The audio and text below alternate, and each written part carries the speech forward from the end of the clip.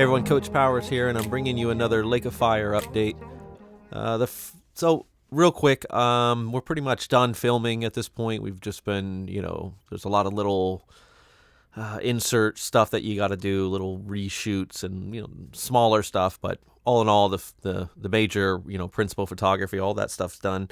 And at this point, we're just editing it. We're putting sound on it. We're picking music. They say there's 3 films, the one you write, the one you shoot, and the one you edit. So we're on the 3rd film now. But I wanted to share with you, besides some stills and maybe some video in here, just to give you an idea of what maybe the film looks and feels like. Here's a article that comes from Backyard Magazine. It's a Central Florida magazine, and I had a journalist come to my studio. We sat in here for about 2 hours and spoke in depth on this film. And so here is some shots of the article, and I'll read it to you because there's no digital copy or anything available, unfortunately. It's all in print. So again, this comes from Backyard Magazine, July 2022, Volume 2, Issue 2, and it reads, according to Merriam-Webster.com, the second definition of the word Renaissance is as follows: a movement or period of vigorous artistic and intellectual activity. Perhaps a third definition should read, see David Powers. The entire life of the Conroe, Texas-born 20-plus year Florida resident has been definition number 2 personified. The Sebring resident is a published author, painter, musician, photographer, as well as having a PhD in clinical psychology. Some of my mentors told me, you're going to become a jack of all trades and a master of none. Of course, rarely do we finish the quote, Powers said. The full quote is, a jack of all trades, a master of none, but still better than a master of one. Quote, once you're proficient in one thing, you can take all that knowledge and apply it to other things. Powers said that artistic people are driven. It's not a choice. It's something that has to come out. It's like a mental disorder or something, Powers said with a laugh. In the midst of everything, Powers has developed a gift for filmmaking. The award-winning movie maker is currently working on his 4th film and first full-length feature. The movie Lake of Fire sees the intersection of 2 of the artist's passion and disciplines, his art and academic acumen, coming together to produce a mammoth film. We're working on our first feature, said Powers. It's going to be about an hour and a half long. This one's called Lake of Fire. The title is an old Meat Puppet song which was covered by Nirvana. We've been planning this movie for almost 2 years. The film's all based on a woman, actress Sarah Yarbrough, who plays the role of Robin. She gets on benzodiazepines, which is an anti-anxiety medication that she got on after her mother's death. In 2018, Powers published the book, The Powers Manual, a benzo recovery guide. As the title suggests, the book is a manual for understanding benzodiazepine withdrawal and recovery. With Lake of Fire, which was written and directed by David Powers, both personal and professional experiences are brought to light. Fast forward a year later, the artist continued, Xanax isn't really working for her anymore. Now she's starting to have anxiety because she's built up dependency and tolerance to it. So the doctor tells her to stop taking it, and he puts her on an antidepressant. That's when her life starts to turn upside down. So the film is all about, in a sense, promoting social awareness that benzodiazepines can be really debilitating to people. It's an anti-anxiety med, and it alters a certain part of the brain that deals with anxiety, trauma, and stress. It's the single worst drug on the planet to withdraw from. Having dealt with benzos not only on a professional level, but personally as well, Powers was the obvious choice to play the role of Dr. Bowers. At the urging of his partners in crime, assistant directors Jimmy Paul and Anthony Tyler. Quote, I myself went through this, Powers explained. I got put on benzos some years back as a muscle relaxer. I was in a car accident and it damaged some muscles. As the months rolled by, I quit taking them. Then I had the worst panic attack of my life. I went into what they call acute withdrawal, and it was terrible. And it lasted almost 2 years. I lost everything. For several months, I was just lying in bed, almost suicidal. End quote. This film is masterful in its storytelling. It's heart-wrenching in its intensity and honesty. It will bring tears to your eyes, no matter man or woman. Quote, Lake of Fire was inspired by one of my clients I got really close to, and she took her life, Powers said. She jumped off a bridge. I thought she was doing a lot better. This is someone who had been off the drug at least a year. It's called protracted withdrawal, and it's well documented. You can come off this drug and still have withdrawal symptoms a year or two later. No other drug is like that. What I'm advocating is a reform to benzodiazepines. Just like opiates, people need to know this is real. This is happening.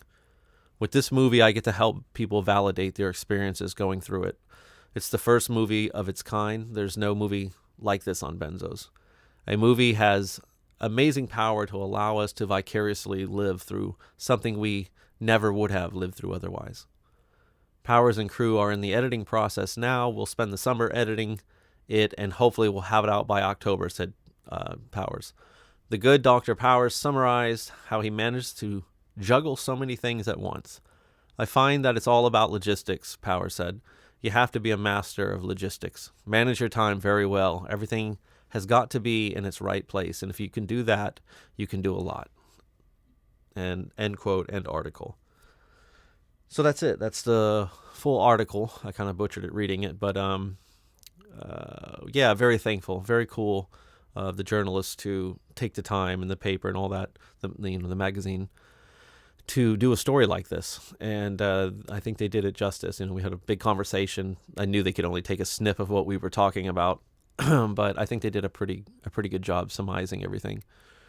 And I'll tell you, I was sitting here, in the studio with this journalist, and I decided, we had this big interview, and afterwards I said, hey, well, here, let me show you a couple stills from the movie. And I showed him some stills. And then I said, oh, you know what? I have these 2 clips on YouTube. And I showed him both those little 1-minute clips that I've shared here on my channel with you guys, where Robin, the protagonist in the film, is visiting with her psychiatrist. Anyway, he watched those, and he was like, wow, he was very impressed with it. And he said, oh my God, this looks like anything you would see on Netflix. I think when you hear indie and this is a micro budget film, and of course, I think people were thinking it's going to look, like a certain quality that you're expected. And I think it kind of over delivers in that sense, hopefully. So after that, he was so into the clips that he saw. I mean, he was really lit up about them. And so I said, I opened up my editing program where I had, the full movie, the full film in the timeline with my editor.